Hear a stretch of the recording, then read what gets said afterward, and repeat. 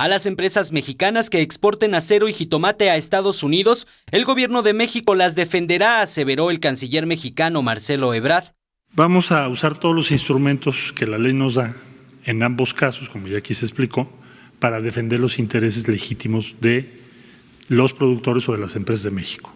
Aseguró que pese a los conflictos arancelarios, la relación México-Estados Unidos es buena.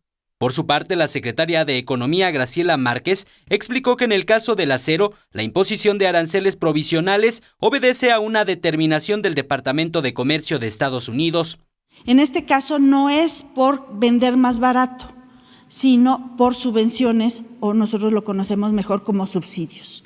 ¿No? Que hay subsidios, se está subsidiando esa producción y al momento de llegar al mercado norteamericano, entonces va a ser más barato relativamente, pero de manera injusta.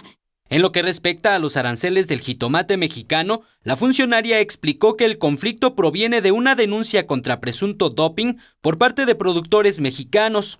Y sin embargo ahí la resolución preliminar era que sí había un margen de dumping. Pero lejos de avanzar, lo que lograron los tomateros, alcanzar un acuerdo que se llama un acuerdo de suspensión. ¿De suspensión de qué? De la investigación. La investigación no había concluido. Aseguró que pese a que por más de 11 años la investigación estuvo suspendida, actualmente revivió por el contexto electoral que atraviesa Florida. Pese a esta situación, el secretario de Relaciones Exteriores, Marcelo Ebrard, descartó que se vuelva a repetir el panorama que se vivió en mayo pasado, cuando se trató de imponer aranceles a mercancías mexicanas.